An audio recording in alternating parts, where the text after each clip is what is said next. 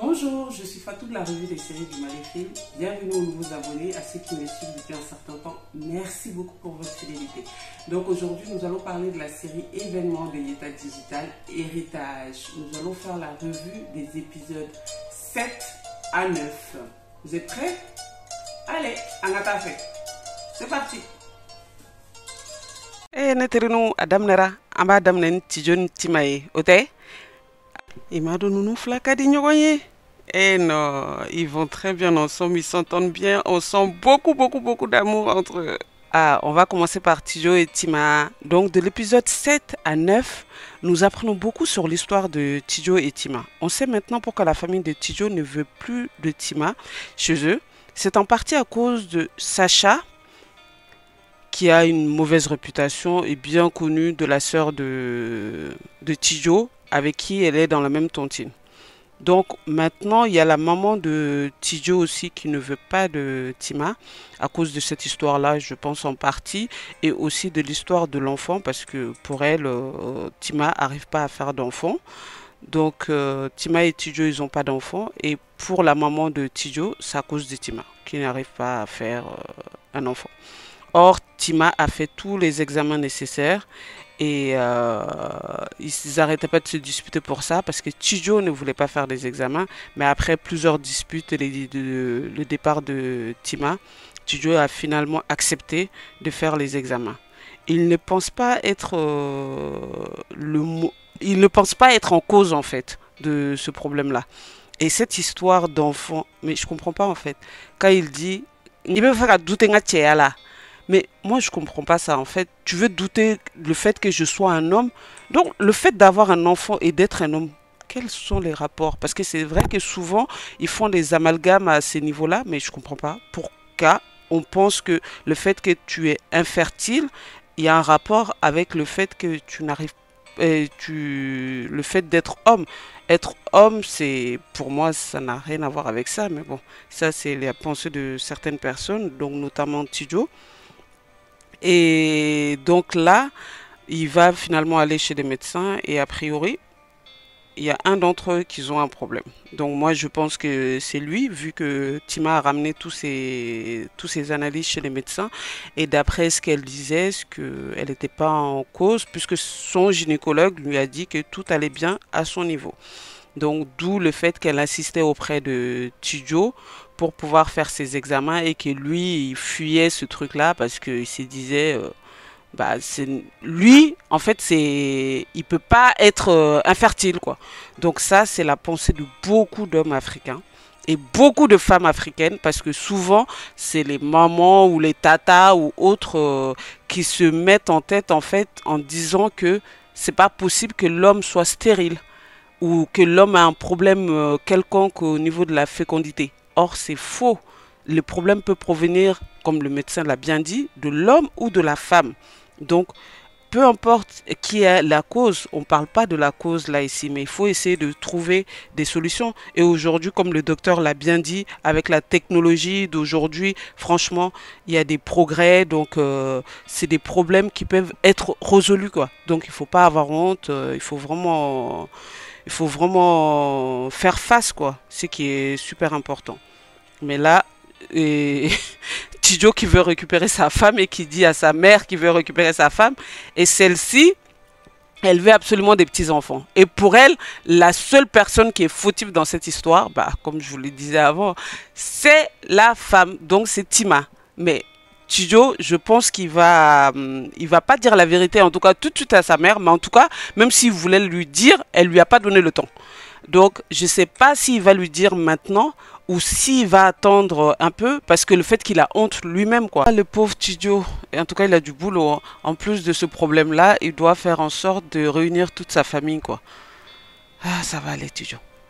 Malik veut à tout prix faire du mal à la famille d'Amadou. Mais pourquoi? Je pense qu'il doit y avoir une histoire de famille là-dessus.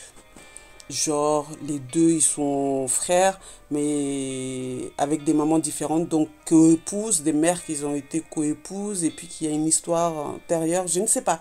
Franchement, ma tête bouillonne avec cette série-là. Ma tête bouillonne trop. J'imagine des choses, je sais pas.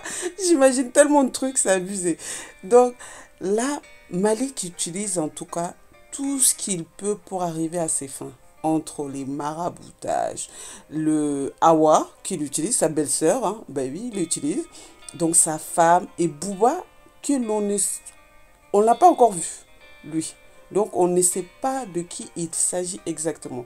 S'il s'agit d'un troisième frère, donc un frère à lui, Amadou, dont lui et Malik, peut-être Bouba et Malik ont le même maman, je sais pas, ou c'est son fils, ou je n'en sais rien, ou un truc de la famille, j'en sais rien. Ma tête est bouillonne dans tous les sens. Donc, pour la poursuite de ces projets maléfiques, il s'en prend à la pauvre Aïda qui est en plein shooting avec des personnes avec qui elle travaille et il vient l'humilier devant comme ça. Non mais il est sérieux. Ce n'est pas pro, ce n'est pas pro. Mais comme il veut pas le bien de l'entreprise, il s'en fout Malik. Il fait ce qu'il veut, il fait comme bon lui semble. Mais là, franchement, son comportement devant les gens, c'est inadmissible, quoi. En tant que professionnel et surtout un haut responsable de l'entreprise, il ne doit pas faire ce genre de choses. Mais bon. Pendant que Sheikh et Aïda sont en train d'essayer de relever l'entreprise dans le trou dans lequel ils se trouvaient avant leur arrivée. Mais Malik, il est en train de mettre à l'eau tous leurs projets. Heureusement, Sheikh, il a mis sa veste de chef d'entreprise et il a remis Malik à sa place. Donc là, c'est bien fait.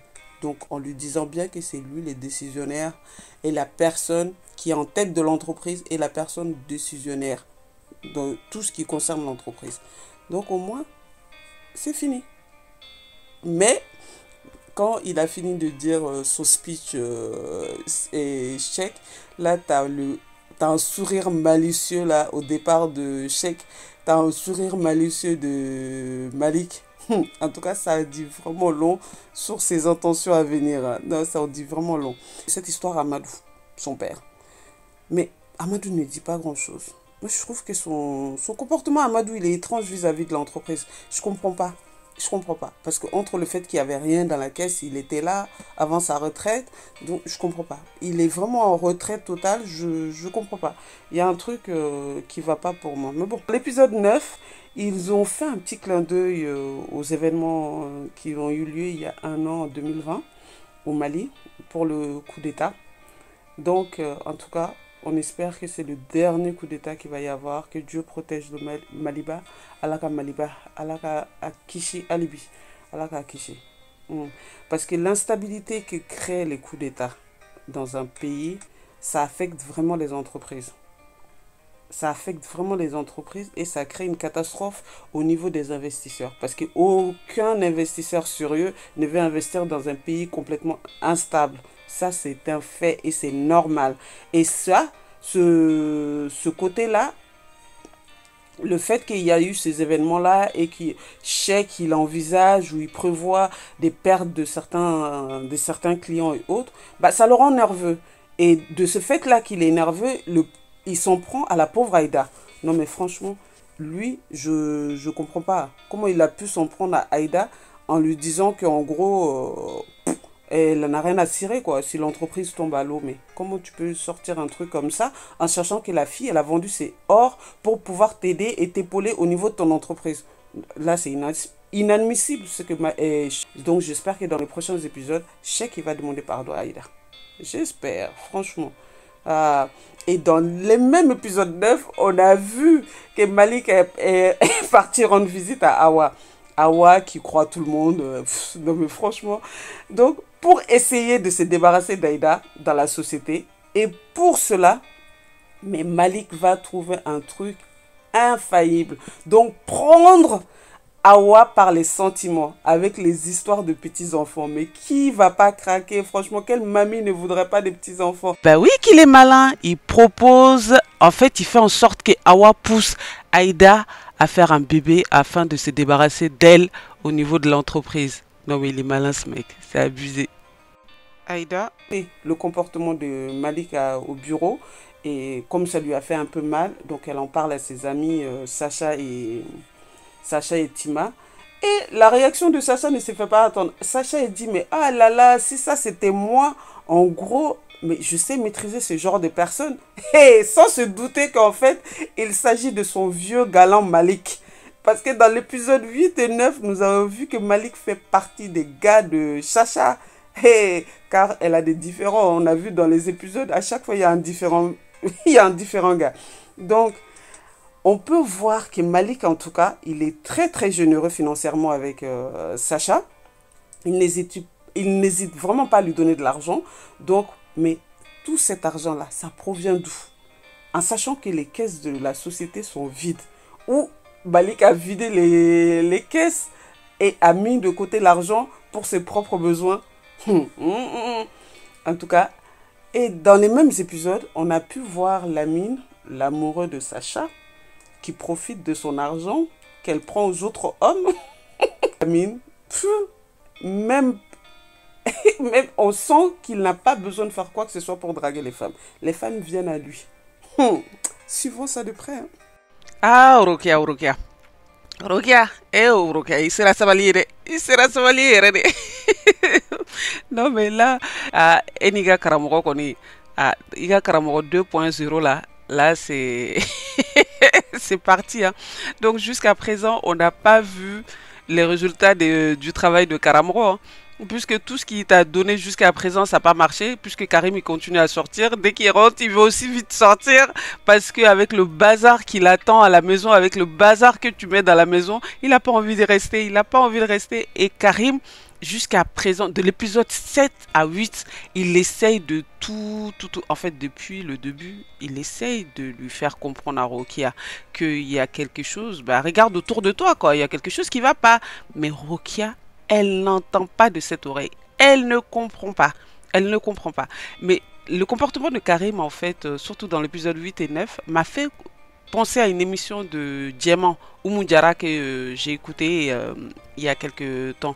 Donc son émission qui parle pour le bien-être des femmes là. Je me rappelle plus du nom de l'émission, mais cette émission là. Et puis elle parlait à un moment donné des femmes qui sont pas propres ou qui sont forts ou autre chose. Donc elle disait qu'en fait un homme malien, qu'il ne dira jamais à sa femme qu'elles sont mauvais ou qu'elle n'est pas propre ou etc. Plusieurs comportements, qu'il va essayer par son comportement de lui faire comprendre sans le lui dire. Donc les femmes qui comprennent, bah, elles vont comprendre rapidement et puis elles vont se prendre en main. Mais Rocky a fait partie de ces femmes-là qui comprennent pas. En tout cas, il y a plusieurs fois que Karim il essaye en fait de lui faire comprendre que c'est le désordre à la maison, c'est le bazar quand il arrive et il n'a pas envie d'arriver dans une maison où c'est le bazar. Mais Rocky elle ne comprend pas parce qu'elle est obsédée par les sorties et le fait que Karim ne rentre pas dans la maison, à la maison directement après le travail et qu'il trouve toujours une excuse pour pouvoir sortir et qu'il fréquente d'autres femmes dehors. Elle est obsédée par ça, d'où sa relation très très privilégiée avec son marabout 2.0 là. Non mais là franchement, Rukia, il faut vraiment que tu regardes autour de toi. J'espère qu'elle va ouvrir les yeux rapidement. Mais et là, elle commence à faire quoi en plus? Fouiller le téléphone de monsieur?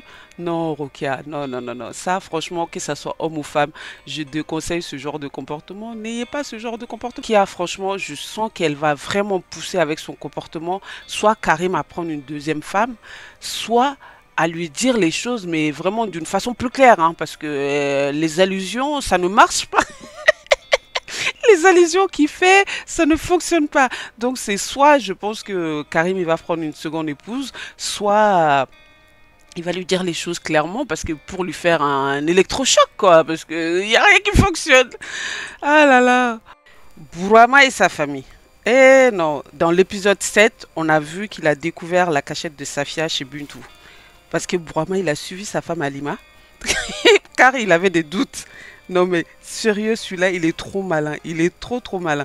Ah non, mais je ne savais pas par contre Safia, mais elle se rebellait. Hein. Elle se rebellait. Aïe, la façon comment elle n'a pas mâché ses mots devant Bourama. Hein. Elle a vraiment pas mâché ses mots. De toutes les façons, Bourama, je pense qu'il a pris son grade. Il a pris pour son grade sur les trois femmes là. Bintou lui a dit ce qu'elle pensait. Alima pareil. Et n'en parlons pas de Safia quoi. N'en parlons pas de Safia. Mais dans l'épisode 8 et 9, on va voir que ça va un peu chauffer pour lui. Hein. ça va un peu chauffer pour lui parce que dans sa maison là, c'est chaud, chaud, chaud, chaud, chaud. Donc Safia, elle est restée pendant quelques temps chez Bintou, mais avec Alima, ça ne va plus, hein, ça ne va plus.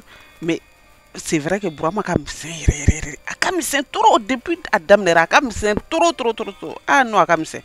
Akamsen trop. Tellement qu'Akamsen, il a fait sortir la pauvre femme de secondes. Franchement, déjà dans l'épisode 7 chez Bintou, qui lui dit à sa femme Alima, pour dire que ce que moi j'ai pas du tout trouvé sympa, qui lui dit qu'en gros elle sert à rien parce qu'elle s'occupe pas de, c'est lui qui s'occupe de l'avenir de Safia, etc., etc. Bah elle sert à rien en gros quoi. Et là elle lui a bien remis à sa place dans les autres épisodes parce que pour lui dire que c'est lui. Donc pour quelle raison? Parce qu'à un moment donné, il voulait l'interpeller sur un problème de Safia. Il lui a dit, mais pour quelle raison tu me parles puisque je ne sers à rien? Et en plus, tu es Nyango, Brahma. Brahma est Nyango, Brahma est Nyango Sini. Ah bah oui, parce que en fait, on apprend dans cet épisode-là, 8 et 9, que Brahma a empêché Alima de travailler.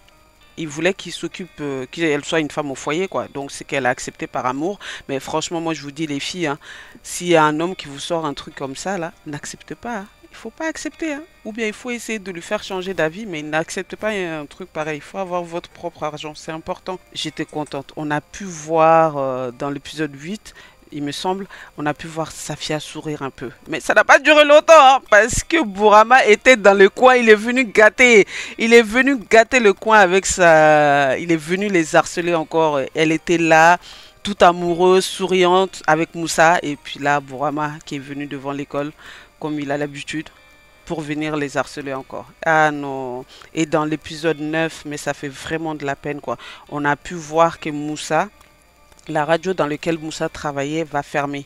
Et sans travail avec la relation déjà très compliquée qu'il a avec Safia, son père est très très compliqué pour lui. Et puis moi j'ai une pensée bizarre. Pensée bizarre d'Obenena, nous là. Radio fermé quoi, et ça me fait bizarre, mais je veux vous le dire quand même, ma pensée bizarre, c'est que Bourama il est impliqué dans cette fermeture de radio parce qu'on sait maintenant, on sait maintenant depuis l'épisode 6 qu'il sait où travaille Moussa. Donc mais je me dis quand même non, ça c'est trop Fatou, ta tête là elle va trop loin, hein. Parce que je me dis mais si il fait ça quand même, c'est, j'espère que je me trompe sincèrement parce que je trouve que ça sera vraiment méchant de mettre autant de familles au chômage pour que un mec laisse ta fille tranquille. Je pense que, mais comme il a les moyens, je sais pas, et tout est possible, hein. Au Mali là, tout est possible, mais franchement j'espère sincèrement que je me trompe. Le pauvre Moussa, tellement qu'il est sous le choc, il a de perdre son emploi, bah, il fait un accident et ça va lui créer des dépenses encore supplémentaires pour réparer sa moto. On lui demande l'argent qu'il n'a pas. Et franchement, j'espère sincèrement que Moussa, dans les épisodes à venir, il va évoluer pour lui. Parce que pour l'instant, franchement, c'est dur. Et je pense qu'il va rester un certain temps comme ça, dans cette difficulté. Mais j'espère sincèrement qu'il va rencontrer une bonne âme. Vous avez vu, j'ai trop d'imagination. J'ai trop d'imagination parce que cette série, elle me met dans tous les états. Franchement, je ne sais même plus par quoi réfléchir. J'ai des scénarios, mais plein la tête. Je me dis, mais c'est pas possible. Qu'est-ce qu'ils vont inventer? Qu'est-ce qu'ils vont faire pour les prochains épisodes? Donc, ma tête, ça bouge dans tous les sens. Vous avez pu le voir dans les démonstrations que je vous ai faites. Donc, voilà ce que j'avais pour vous aujourd'hui concernant la série Héritage de Yeta Digital pour l'épisode 7 à 9. À très très bientôt pour d'autres vues. Et surtout pour ceux qui ne sont pas encore abonnés, n'hésitez pas, abonnez-vous pour d'autres revues. Merci beaucoup, à très bientôt.